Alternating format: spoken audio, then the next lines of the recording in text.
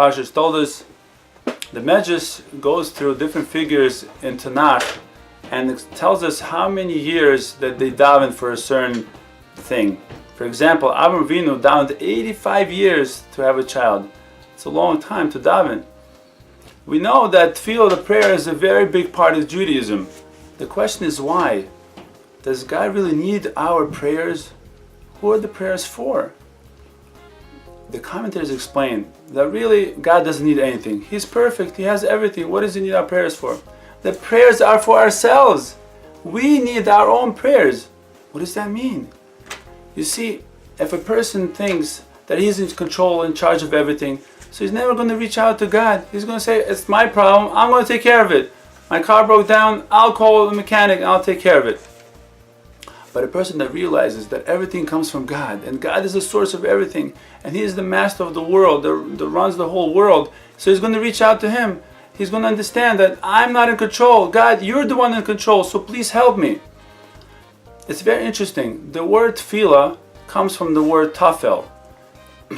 That word means to be secondary, to be behind the scene. For example, if you have a piece of cracker that you're eating with a jelly on top of it, so you're not going to make a blessing on both the cracker and the jelly. You're just going to make a blessing on the cracker. Why?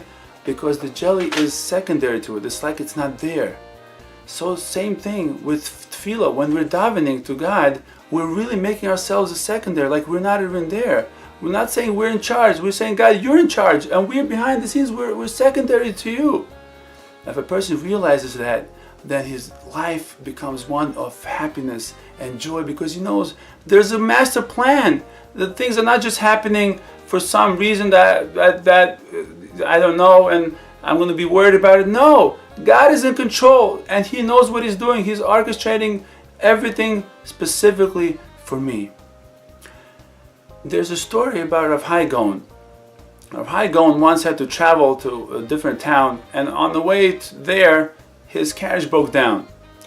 And he knocked on the door of a small inn, and it turned out that the owner was Jewish.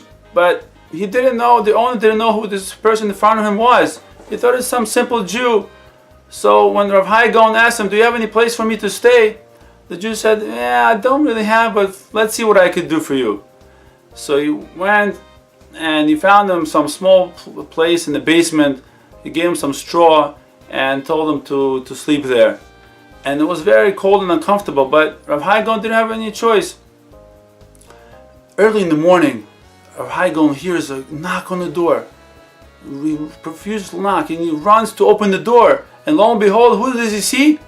He sees the owner of the inn standing and crying. He says, Rabbi, I just found out who you are.